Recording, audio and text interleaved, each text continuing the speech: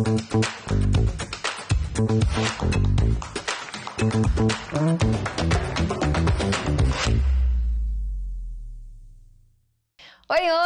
boa noite, mais um Vista Fina começando.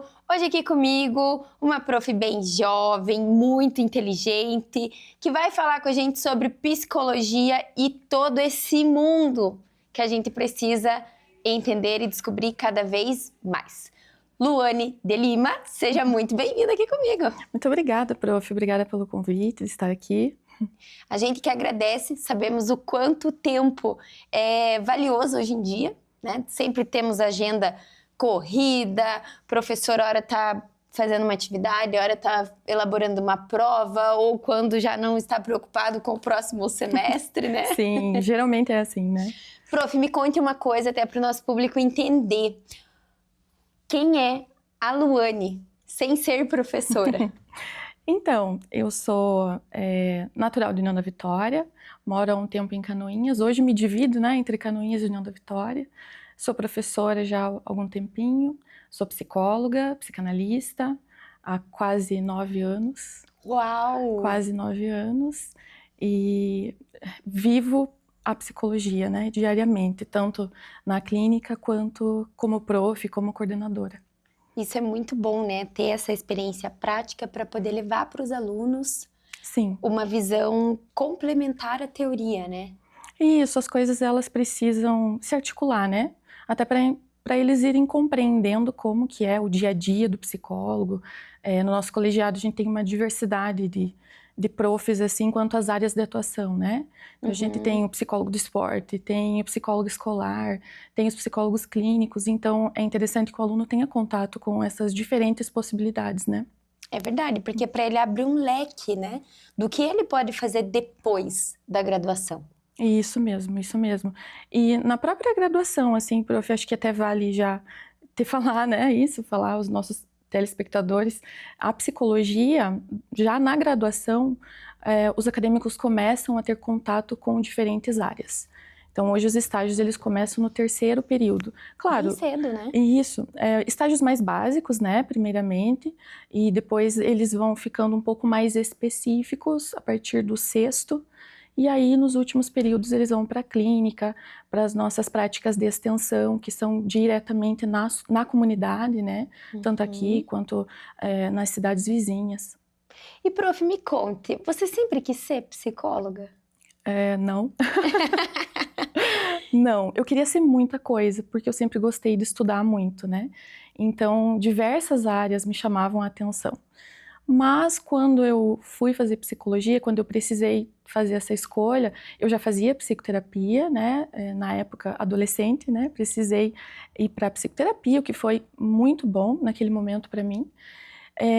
Então algumas pessoas ao redor diziam, vai por esse caminho, vai pelo outro, e eu acho que é psicologia, né, fiquei com aquilo e fui experimentar. Mas eu só soube de fato que eu queria ser psicóloga no caminho, sabe? Durante a tua graduação? Durante a graduação, na minha prática de estágio clínico, no meu primeiro trabalho, meu primeiro trabalho foi como psicóloga clínica da prefeitura de Três Barras, né, uma cidade aqui próxima, e eu fiquei 3 anos lá, atendendo numa unidade de saúde. Foi uma experiência muito rica, incrível, assim, sinto saudade, né, dessa fase, a gente vai lembrando com saudade, assim. Então, foi nesse caminho que eu percebi que, de fato, eu queria ser psicóloga. Eu falo para os alunos que algumas coisas a gente só sabe depois, né? E comigo foi assim, eu sei todos os dias que a escolha que eu fiz é a escolha mais certeira, assim, para minha vida, né?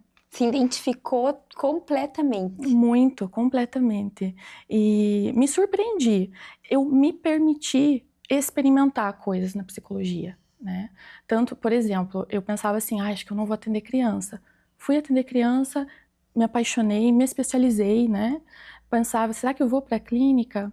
Fui para a clínica, me abri a essa possibilidade e percebi que, de fato, era uma coisa que fazia sentido e continua fazendo, né? Assim como a docência. É interessante a gente se colocar para as situações que a vida nos oferece, Porque muitas vezes a gente fala, não, isso eu não faço, aquilo eu também não pretendo fazer, mas o universo coloca isso pra gente, né? Como uma prova ali. E aí vem muito sabiamente o que você disse. Poxa, eu vou provar, vou experimentar. Vou ver como que eu me saio nisso, como que essa tarefa, esse trabalho vai devolver para mim, né? E aí a gente se encontra, né? Exatamente. Estar aberto às experiências que vão chegando, né? Que vão se apresentando.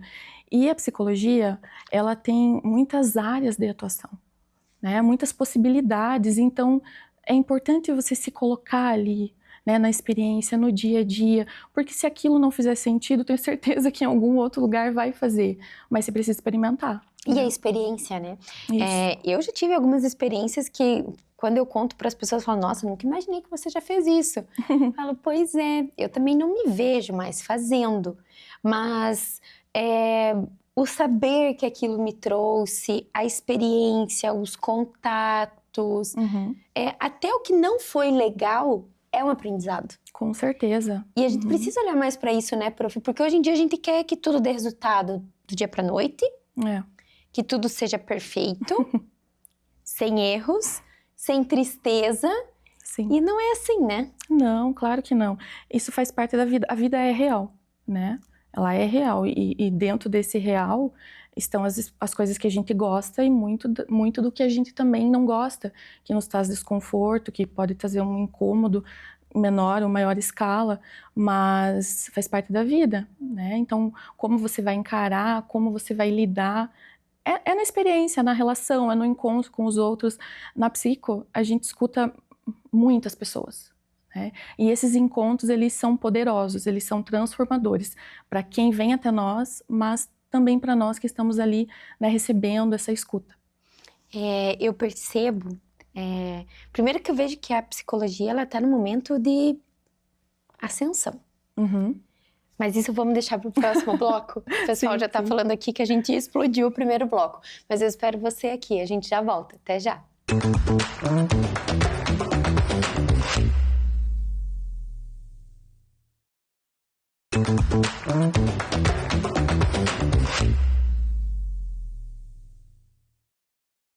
Já voltamos por aqui. No nosso intervalinho a gente estava falando sobre uma polêmica que a gente vai contar para vocês nesse bloco. Mas antes, prof, voltando ao finalzinho do nosso bloco anterior, eu, Sabrina, percebo que nos últimos 20 anos a psicologia cresceu muito e ela aparece em várias áreas da nossa vida, né? Então, por exemplo, eu trabalho muito com empresas, então eu vejo muita psicologia organizacional. Sim. Vejo muita psicologia para recrutar novos talentos. A psicologia para liderança, né, para líderes. Eu trabalho com psicólogos organizacionais e hoje, sim, é um mercado super farto.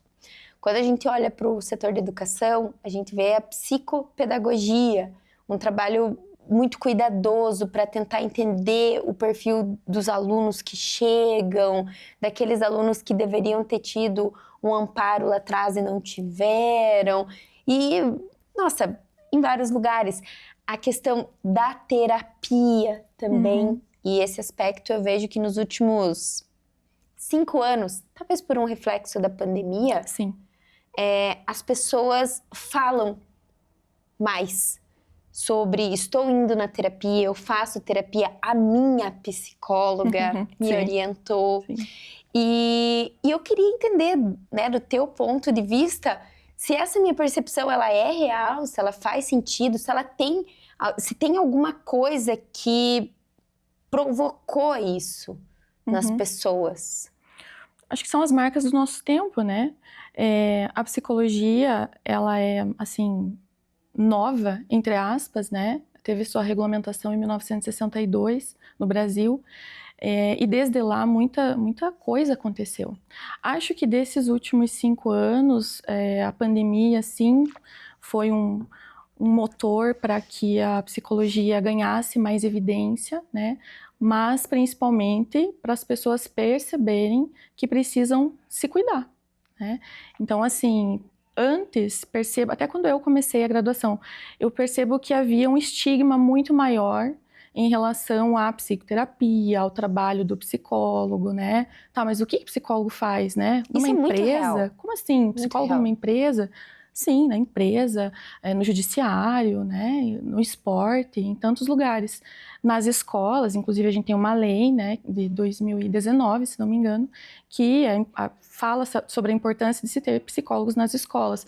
Então, o que acontece? É reflexo de uma sociedade cada vez mais automatizada em alguns aspectos, né, devido até ao avanço da tecnologia e tudo mais, que é ótimo por vários aspectos, mas ao mesmo tempo faz com que a gente muitas vezes se desconecte daquilo que é importante de fato, né? De olhar para si, de perceber o que você está sentindo, de perceber como você está reagindo à situação, ao ambiente, o que aquilo lhe causa. E depois da pandemia, percebo que esse estigma ele se enfraqueceu, né? Ainda bem. Então hoje as pessoas vão mais ao psicólogo, as psicólogas falam mais abertamente sobre o que fazem para cuidar sobre sua saúde mental e talvez consigam pedir mais ajuda, né? Será que essa estafa mental, esse estresse, esse não conseguir desconectar, essa busca pela perfeição, ela está atrelada ao mundo digital? Não sei se somente é isso, porque, vamos lá, essa perfeição, ela não existe, ela é ilusória, né? Então é como se nós estivéssemos, enquanto sociedade, procurando aí tamponar as nossas faltas, e elas são constitutivas, a gente só consegue desejar porque tem a falta, algo falta, então nos mobiliza a fazer algo com aquilo, né? Quando você se coloca assim numa busca apenas de tamponar, apenas de tentar não lidar com isso, penso que os reflexos não são positivos, né? Que isso pode gerar essa exaustão até. Mas se você parar, olhar e pensar o que isso quer te dizer, e principalmente se colocar a falar sobre, quem sabe você pode descobrir alguma coisa a respeito de você mesma, né? Que você até então não fazia ideia. Sim, faz total sentido. E tem também algumas situações, aqui eu tô colocando a minha vida mesmo, não é terapia, mas é terapêutico. Pois é. Então, Essa frase, prof, a gente vê muito nas redes sociais, né? Alguém lá tomando um café faturado, um docinho, e lá, não é terapia, mas é terapêutico. Alguém malhando, suando, correndo, não é terapia, mas é terapêutico. Fato ou fake? penso que essas coisas, elas são importantes para quem está o fazendo, né? Então, assim, a pessoa vai malhar, gosta, vai correr, gosta e sente que aquilo traz bem-estar, né? Mas é isso, traz bem-estar. São coisas importantes para a tua qualidade de vida, para você se sentir bem, até para você ter algo ali que você faça com maior leveza, vamos dizer, mas não vai substituir a psicoterapia. Porque né? ela traz um prazer momentâneo, né? Isso mesmo. E a psicoterapia, ela é um encontro de você com você mesmo, de você com seu psicólogo, e nem sempre é fácil, né? O saldo é muito positivo, o que você encontra é muito importante, mas é um trabalho, é um caminho a se percorrer, não é momentâneo, mas é gradual. Então, não vai substituir a psicoterapia. Muito interessante, eu falo isso, gente, porque a gente vê muito nas redes sociais, né? Não é terapia, mas é terapêutico. Nas redes sociais a gente não pode esquecer, né, prof, que é um recorte de tudo que dá certo. Sim. Recentemente acompanhei um caso, inclusive de uma pessoa, de uma mulher que se projetava nas redes sociais como eu te ensino a ser uma boa mãe, e ela foi, na verdade, denunciada por cárcere privado dos filhos. Então, olha que distorção. Um caso internacional, enfim. Mas olha que distorção. É um fragmento, mas não é a realidade. Não é uma realidade. Quando a gente vai aparecer nas redes sociais, a gente se arruma mais. Você vai postar a foto do dia que você acorda descabelada, tem 2 cestos de roupa para lavar, a casa para arrumar e você tá estressada, cansada, tem prova para corrigir, aluno mandando WhatsApp. Olha, a gente evita, né? A gente evita. Então tem que entender isso também, né? Que a vida, ela não é linear, né? Não, e ela não vai ser. Acho que quanto antes a gente perceber isso, melhor, embora cada um tenha o seu tempo. E esse tempo é importante, né, que seja respeitado. Mas ela não é linear, é feita de altos e baixos. E acho importante que seja assim, porque é nisso que a gente vai se conhecendo. Uma frase que eu gosto, pra mim faz sentido. A gente cresce, a gente evolui na dor. Eu aprendi muito nos meus momentos difíceis. Então, é isso, né? São os momentos desafiadores, né? É aquele que faz você olhar pro teu redor e recontextualizar. Isso. E procurar ajuda quando necessário, contar com essa ajuda e a partir disso perceber que, opa, acho que consigo fazer diferente aqui. Verdade. Né? Tô me descobrindo. Verdade. Mudar a rota é muito importante. Eu tenho muita história para contar, viu? Essa de mudar a rota é bem minha cara. Gente, tem o terceiro bloco e a gente vai falar um pouquinho sobre todas essas doenças da alma. Posso assim chamar, talvez? A prof aqui já me coloca na linha. Eu espero você aqui. Até já.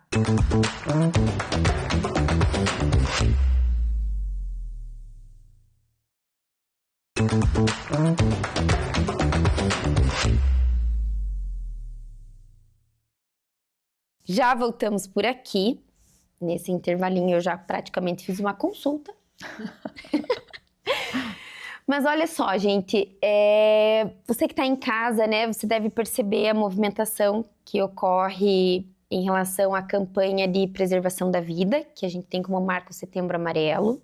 Isso dá visibilidade e dá voz para aquelas pessoas que estão se sentindo angustiadas, que não estão em fases tão tranquilas na vida em relação aos pensamentos, enfim.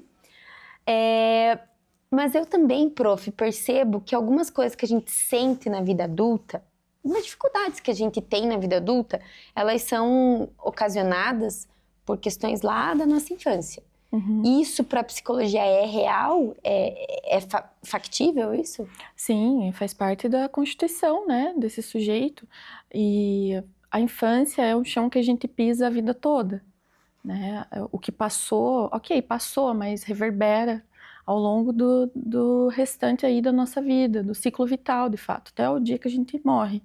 Então, costumo falar que se nós, né, se fosse uma fase, apenas mais uma fase, a gente não precisaria do Estatuto da Criança, por exemplo, né?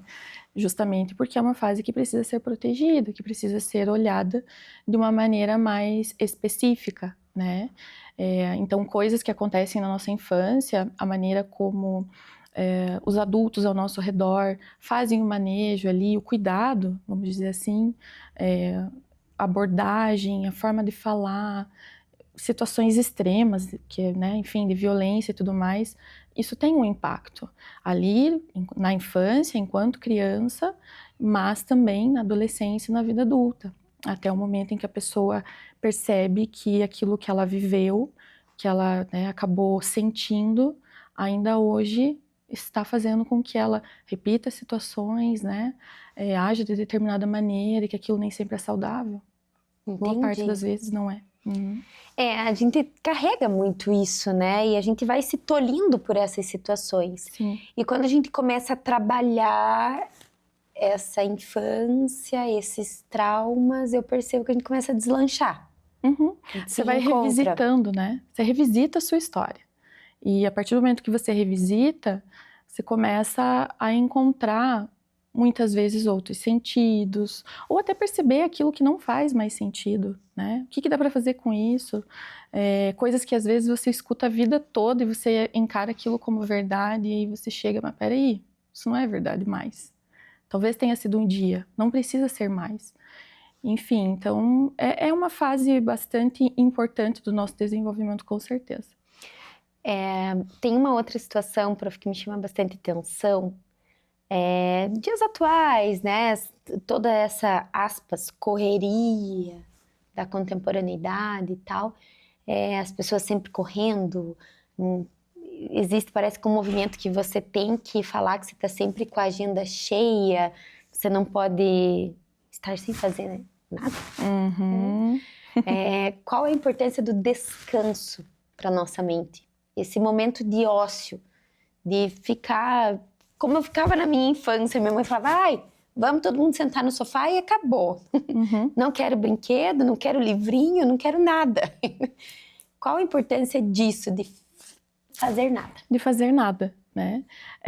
O fazer nada, ele é tão importante quanto fazer todas as outras coisas, né? Mas parece que nós temos um imperativo. Você precisa produzir, você precisa estar na correria, mas precisa para quem? Talvez essa seja uma pergunta para, enfim, né? Para a gente se questionar, para quem, por quê, né? Eu preciso, de fato, estar nessa correria? Quando eu vou descansar? Porque se nós não colocamos um tempo de descanso, o nosso corpo vai colocar, né? E vai fazer a gente parar de algum jeito. Isso é fato. Não à toa nós adoecemos vez ou outra, né? Seja uma gripe, uma enxaqueca ou alguma outra questão de maior ou menor gravidade, mas o nosso corpo vai mostrar que a gente precisa descansar. Então é autocuidado. Descanso, fazer nada é autocuidado. E o descanso também, ele tá atrelado à criatividade, né? Sim, o ócio criativo. A gente só consegue ter criatividade no ócio. Por que criança inventa tanta coisa? Uhum. Porque ela tem tempo para fazer nada. Então a gente tem que lembrar disso, né? E colocar, assim, essas coisas no nosso dia a dia, né? Assim, são detalhes, né? Mas são detalhes importantes, que a gente não pode deixar de olhar, não pode deixar de fazer, porque esse viver no automático acaba sendo mais fácil do que calcular a rota, muitas vezes. Com certeza. É trabalhoso, mas é necessário. É um ato de coragem mudar a rota. Com certeza. Uhum. Sair de um trabalho, sair de um relacionamento, é um ato de coragem. Isso. Fazer psicoterapia, né? Decidir, agora eu vou cuidar de mim. Agora eu vou colocar um tempo na minha agenda para eu ir na psicóloga, ou para eu ir treinar, para eu ir tomar um café sozinha ou com amiga. São pequenas coisas, aparentemente, mas que para muitos é desafiador. Verdade. Eu tô aqui matutando tantas coisas e realmente eu tenho as minhas válvulas ali de escape. E tomar um café sozinha, ficar olhando para a natureza, pé descalço, nossa, isso me renova absurdamente. Por isso que final de semana eu fico lá na minha casinha, bem quietinha, dificilmente alguém me vê por aí, porque é onde eu me reconecto com a minha essência. Isso, você encontrou um jeito que faz sentido para você de se reconectar. É verdade. Prof, sobre o curso de psicologia, alguma novidade vindo por aí? Então, o curso de psicologia está sempre cheio de novidades, né? Nosso curso ele é bastante inserido na comunidade, como eu falei lá no início, nós temos aí nossas práticas desde o 3º período, né? Nossos projetos de extensão, inclusive estamos sempre reformulando, mas sempre em contato com a comunidade. Então, outra coisa importante mencionar, agora em outubro a gente tem o seminário de psicologia forense, o 3º seminário, sendo organizado aí pela turma do 8º período, então uma turma que está engajada aí nessa organização, enfim. E, no mais, o dia a dia mesmo da psico. É sempre uma descoberta, prof. Que delícia! É um curso que eu tenho muita vontade, assim, de conhecer mais. Eu leio algumas obras, mas nada se compara a um estudo científico, né? Uhum. Prof, a comunidade, alguém que está nos assistindo, que precise de algum apoio psicológico, a UGV tem como auxiliar nisso? Tem sim. Nós temos a Clínica Escola de Psicologia, né? Fica onde? Fica aqui na UGV, no prédio sede, tá? E tem os contatos nas redes sociais do curso e tudo mais. É feita uma triagem, né, para as pessoas que têm interesse, e aí é agendado as sessões com os acadêmicos do último período, do último ano, 9º e 10º período, que estão sempre sob supervisão de um professor, né, ali nos estudos teóricos, nas suas práticas. Então, é esse público do último ano que atende a comunidade que vem até nós. Sempre acompanhados por um psicólogo formado. Isso, todos os nossos estágios, e a extensão também, né? Sempre um professor que já trabalha na área, que tem prática, tem experiência e consegue transmitir isso através das supervisões. Prof, adorei a nossa conversa. Ah, que bom, eu também. Saio dela muito mais curiosa pelo curso de psicologia, vontade de me inscrever lá no vestibular. E para você que nos assistiu, fica bem, cuida da sua saúde, cuida do seu tempo com você, para você, com a sua família. Não esquece que a vida é altos e baixos, né, prof? Sim, sim. E que os dias não tão bons, eles também nos trazem ensinamentos. Esse foi o Vista Fina de hoje e até o próximo. Tchau, tchau!